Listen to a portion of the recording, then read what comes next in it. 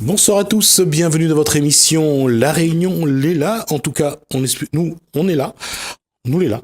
Et on va parler de quelque chose qui, puisque on parle d'éducation, on va parler aussi de structures qui, à côté, accompagnent l'éducation dans toute sa dimension.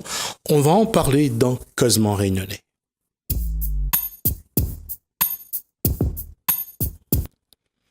Et pour en parler, on va recevoir Claude Calmet, donc directeur de l'Académie des Dallons du Bernica. Bonsoir. Bonsoir.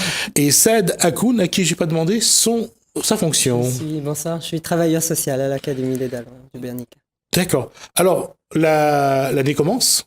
Bonne année à vous deux d'ailleurs. Merci. Et qu'est-ce que j'allais dire? Alors, la future promotion, c'est pour quand? Alors, on va faire quelque chose que je dois absolument de faire à chaque fois.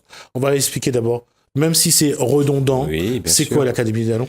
L'Académie des Dallons, c'est un projet d'innovation sociale.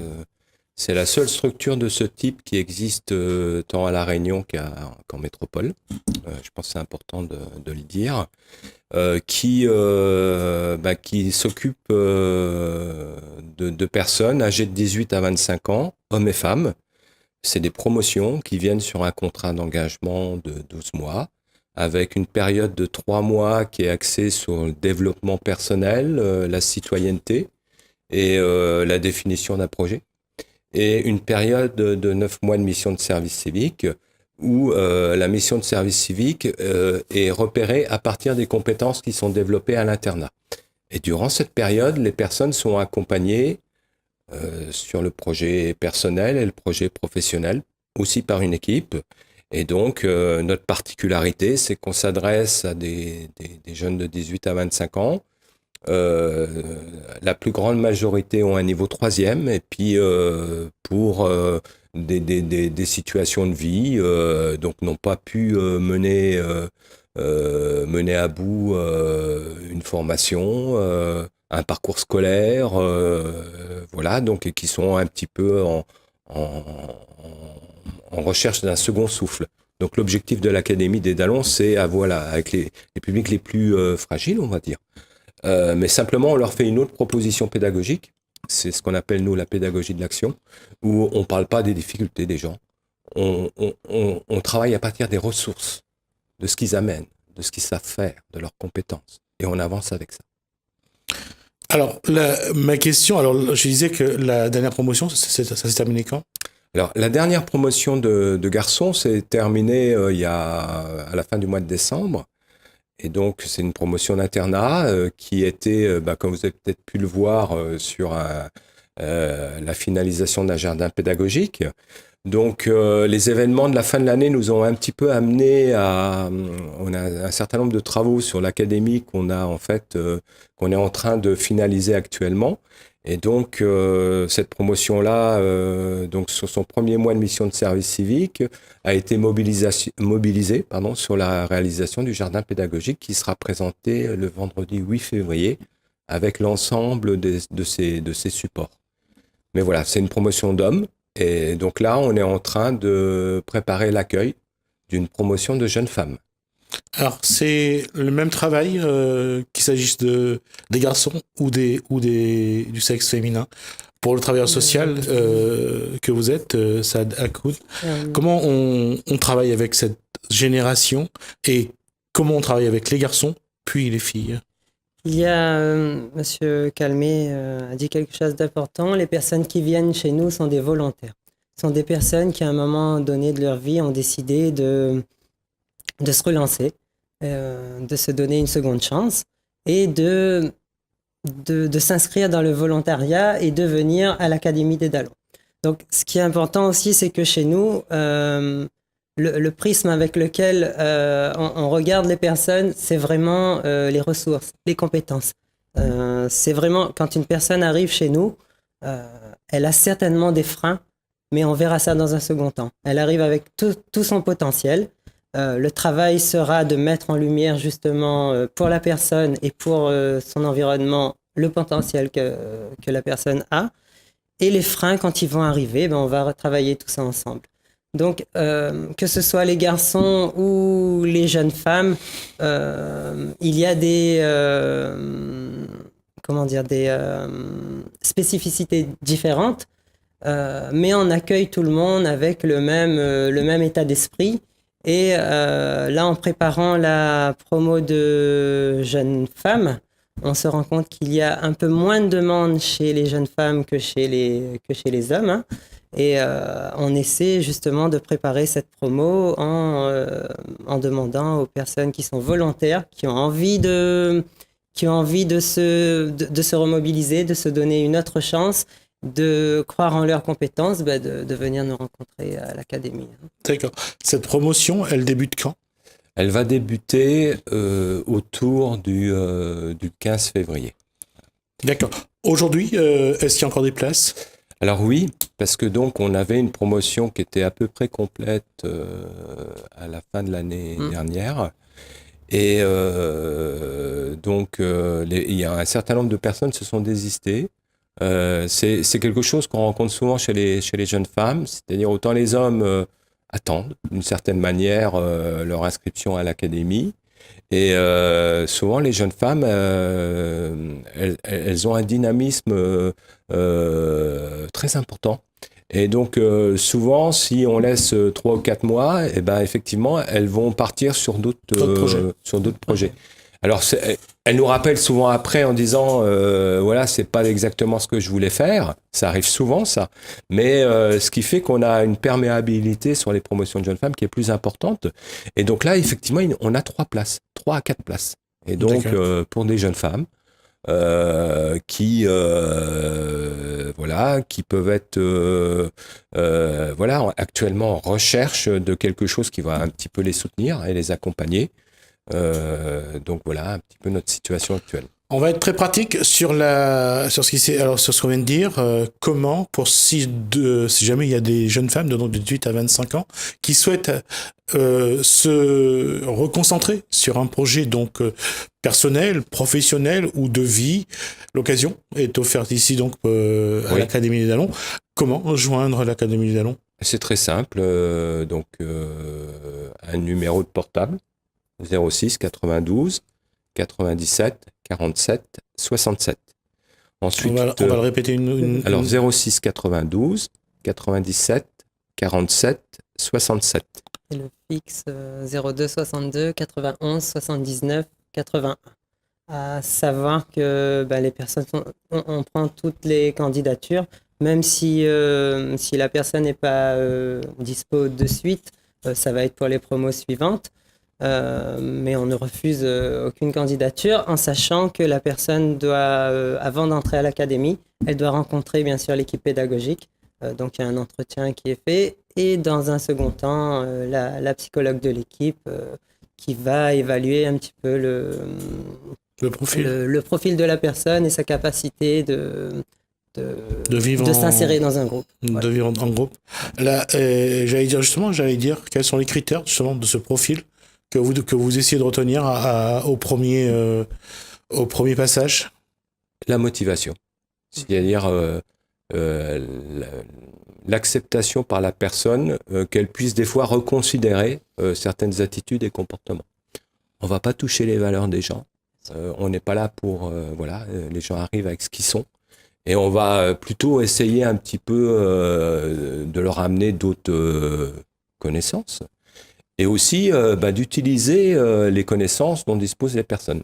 Donc c'est vraiment la motivation. Et puis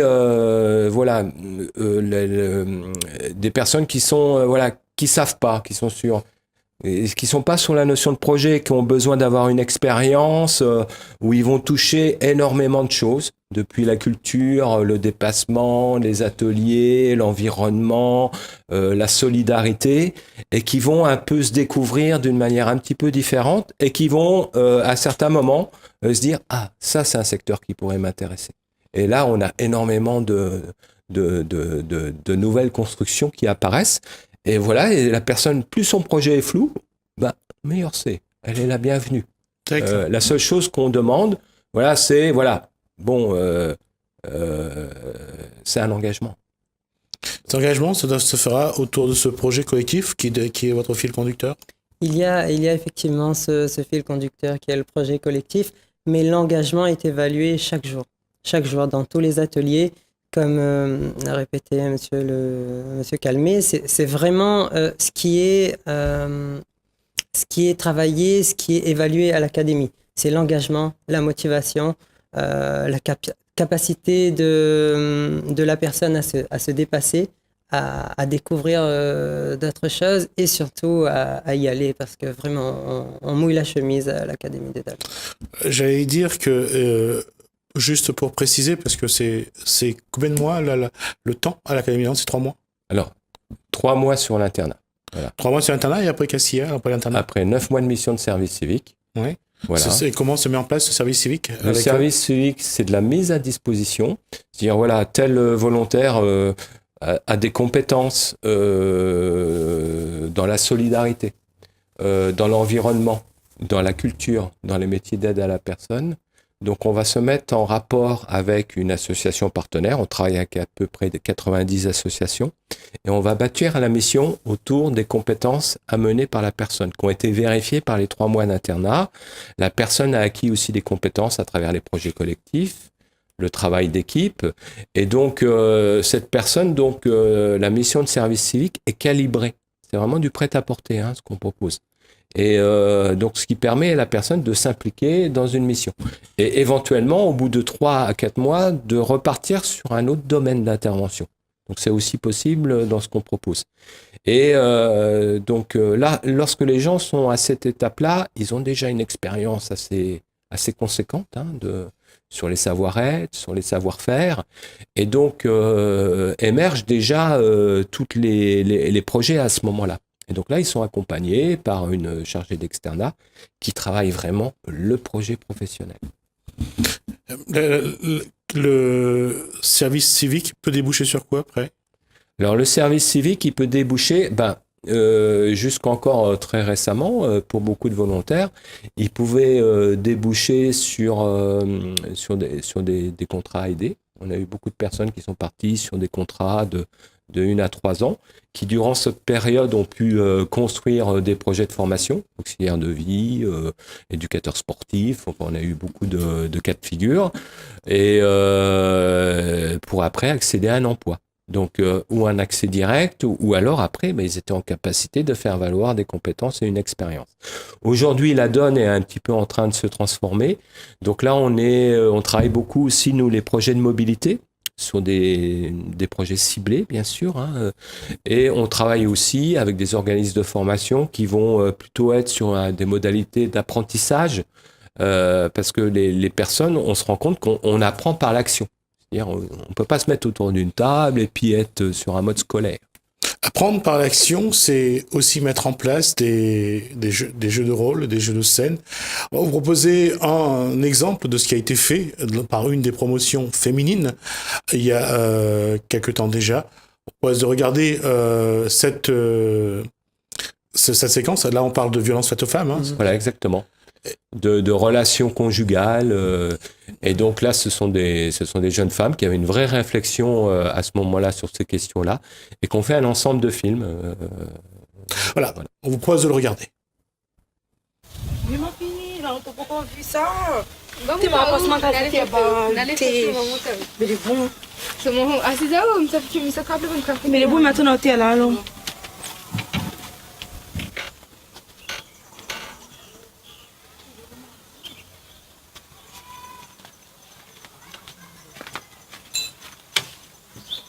Quoi pas moi?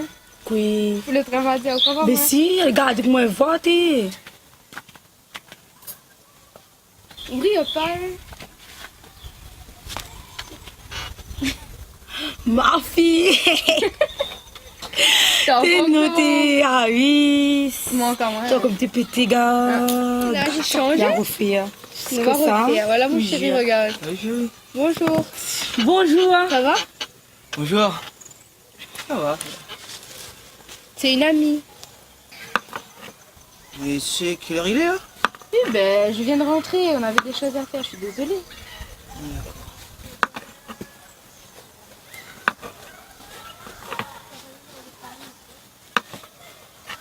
Ok, puis tout le temps, les communs. Oui. Non, je sais pas.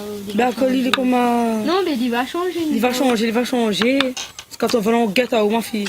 Dans la moitié, tape pas, t'inquiète. Dans la moitié, tape pas, il Ça va tape pas. pas loin, ça. Ouais, c'est Il ça. va faire changer, lui. On va gagner sans Aliou. Mais non. Mais non, la Bah, vie tu est dis bon, pas je dis pas comment. mais bonjour. Lui, il est vrai seulement, mais inquiète pas, d'avoir c'est moi, elle a fait un truc là, pas plus aller. C'est lol. C'est quand on va en gâte à où? Non, il y a maman, il y a Mali aussi.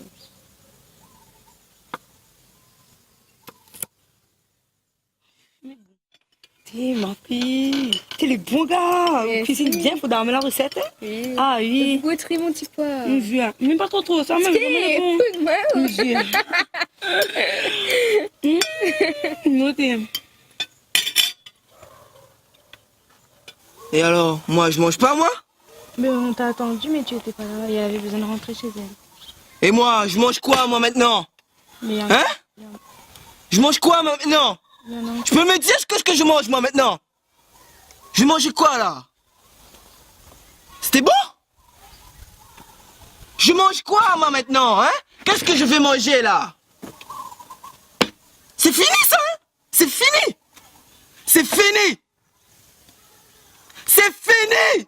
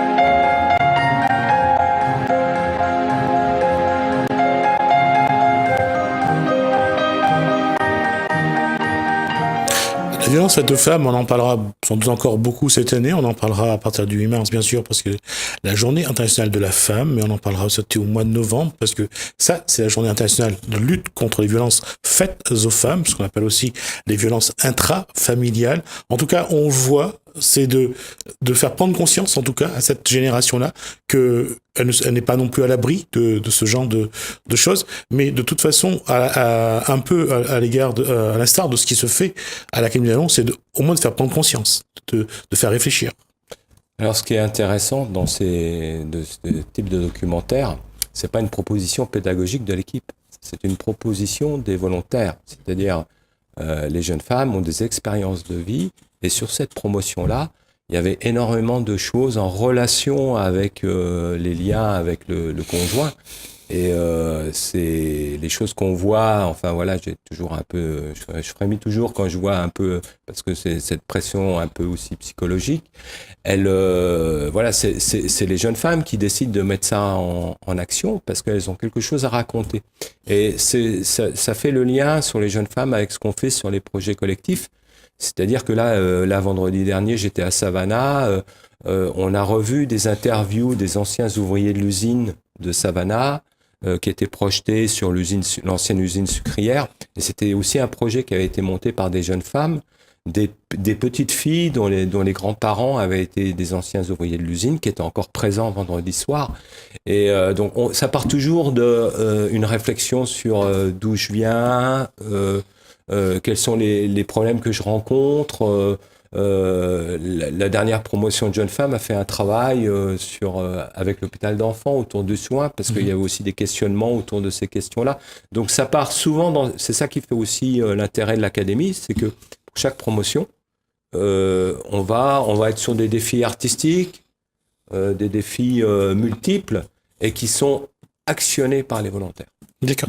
Dernière question pour Saad Hakoun. Comment le travailleur social accompagne ces personnes dans leurs projets comme cette réalisation sur les violences faites aux femmes? C'est une approche globale, hein. Effectivement, on accompagne la personne. Je reviens juste sur ce qui a été dit. C'est que, effectivement, quand les personnes arrivent, ce n'est pas des thèmes imposés par l'équipe. C'est en fonction des personnes, en fonction de la promotion que l'on reçoit, se dégagent des thèmes et on travaille ensemble pour que les personnes montent des films, des actions citoyennes, éco-citoyennes, selon vraiment, chaque action est propre à une promotion. Voilà. Et l'équipe de travailleurs sociaux de l'académie, notamment des 2 académies, il y a vraiment c'est un travail au quotidien. C'est un travail, notamment avec ce public 18-25 ans.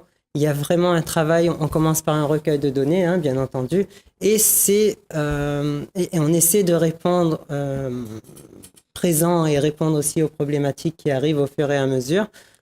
Avec les qualités du travailleur social, la bienveillance, etc. Une bonne dose de patience aussi, de rigueur, et aussi amener de l'espoir à nos jeunes, essayer de vraiment les booster, être dur quand il faut, être vraiment souple quand il faut aussi, et viser la lune avec les jeunes, hein. En tout cas, essayer que leur passage à l'académie puisse leur donner un nouveau regard sur eux-mêmes. Ce serait déjà une victoire. Merci Saad Hakoun. Juste, on va terminer cette partie, mais juste après, on va vous diffuser une autre réalisation des jeunes de la Clinique d'Allons. Ça va être le Kissamilé. Alors Kissamilé, c'est donc une partie d'un projet collectif qui avait été réalisé sur le Lazaret avec les habitants de la Grande Chaloupe. Et donc, il y avait un spectacle qui racontait donc l'histoire du Lazaret. Et donc, et ils ont fait aussi un documentaire, une petite équipe de volontaires, hommes là pour le coup, sur Kissamilé. D'accord. On va regarder Kissamilé et juste après, il y aura le Kosaïdi dans notre commune. On se retrouve juste après. Merci messieurs. Merci à vous.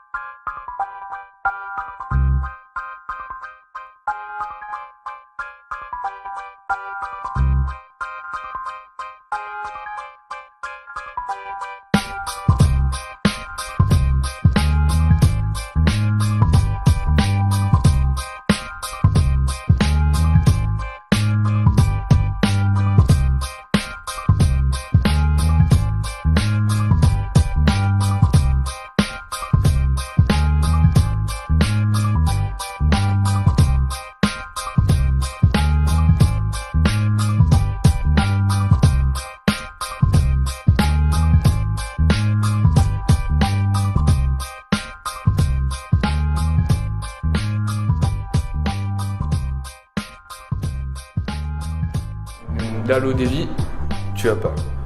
Patrick Medjoga, Ikuto Thomas. Je suis descendant d'engagés. Et descendant d'engagés. Numan Laurent, 23 ans, descendant d'engagés.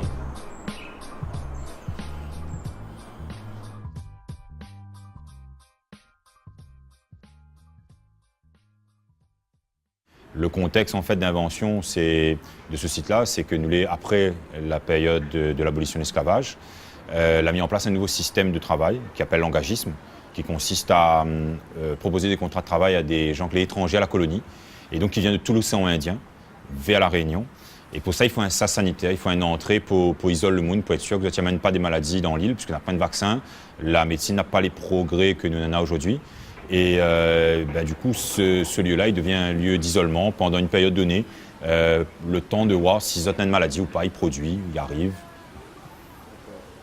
Alors, la différence importante, c'est que l'esclave est considéré comme un meuble. Son statut est défini par le Code noir, donc il était un meuble. Son maître a droit de le vendre, de le donner, de le céder en héritage. Voilà. Donc ça, c'est un élément important. L'engagé a un contrat de travail. Donc ça, c'est une donnée importante. Il a aussi, par ce contrat de travail, la possibilité de pratiquer sa religion d'origine. Ça aussi, c'est un élément important. Ça signifie qu'il considère lui déjà comme un homme, contrairement à l'esclave qui était considéré comme un meuble. Donc la différence fondamentale, c'est d'un côté la privation de liberté et de l'autre la liberté. Alors les engagés viennent à La Réunion par bateau, essentiellement, n'a pas d'autres moyens de transport à l'époque. Les bateaux, en fait, généralement, en fait, c'est des bateaux qui parcourent les côtes. Alors, pour les bateaux indiens, par exemple, ils ont fait ce qu'ils appellent du cabotage. Ça va de port en port sur la côte. Ils ont redescendent vers La Réunion. Pareil pour les engagés qui viennent d'Afrique. Donc, du cabotage, il suit à certaines îles de l'océan Indien. Il reprend aussi grossièrement dans le voyage des Africains le périple en fait que les esclaves ils font pendant la période esclavagiste. Donc, et tous ces chemins-là, ils ramènent à eux vers La Réunion avec un port d'entrée qui est le port de Saint-Denis au départ et une partie sanitaire qui est réalisée à la Grande Chaloupe. Ce qu'il faut savoir, c'est qu'il n'y a pas eu que des Indiens ici. On parle des Indiens parce qu'ils étaient beaucoup plus nombreux que les autres et ils sont arrivés d'un seul coup, les engagés. Mais il y a eu les Chinois. Il y a eu des Indiens de différentes qualités, des Indiens du Sud qui étaient hindous, il y avait des Indiens qui étaient musulmans, et il y avait des Indiens qui étaient catholiques déjà depuis là-bas en Inde. Et tout ce monde-là était ici. Il y a eu aussi des Malgaches, parce qu'il y a eu beaucoup d'Africains malgaches, des engagés malgaches et des engagés africains. Et puis ce qu'il faut savoir, c'est qu'il y a eu aussi beaucoup de Blancs qui ont été bloqués ici. Parce que sur le bateau, il suffisait qu'il y ait quelqu'un qui soit malade, donc tout le monde était obligé de caler ici. Alors, le Lazaret, c'est ce qu'on appelle un lieu de mémoire important pour les descendants des engagés qui vivent à La Réunion aujourd'hui. Ce que nous connaissons en termes de statistiques, c'est que en 1882, nous avons une composition de la population par tiers. Un Réunionnais sur 3, il descend d'un primo-arrivant mélangé avec des Africains, des Malgaches ou des Indo-Portugais qui composent la population libre ou dite libre de couleur. Un Réunionnais sur 3 a été libéré pendant la période de l'abolition de l'esclavage en 1848, donc descend directement de ce qu'on appelle un il compose une population qui appelle les afro-descendants, donc des mélanges entre des populations qui viennent de Madagascar et d'Afrique. Un Réunionnais sur 3 descend d'un engagé ou est un engagé, donc reprend des populations qui à La Réunion vient de tout l'océan Indien. Donc en fait finalement la population réunionnaise c'est un croisement de ces branches-là. Donc on peut descendre de l'un ou de l'autre, d'accord, mais forcément à un moment donné dans un arbre généalogique on aura une connexion entre la période esclavagiste ou la période engagiste. Donc le Réunionnais en fait c'est quelqu'un, il a un pied dans ses ancêtres dans la période esclavagiste et un pied dans la période engagiste. C'est ça qui forme un petit peu l'identité réunionnaise. Donc ces lieux-là, l'important, c'est des lieux symboliques qui permettent de reconnecter un peu les parcours individuels avec l'histoire de La Réunion.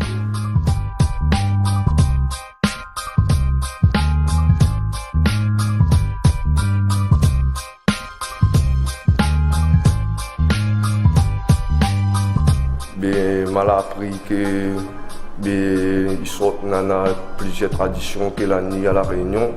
Et on a mélangé.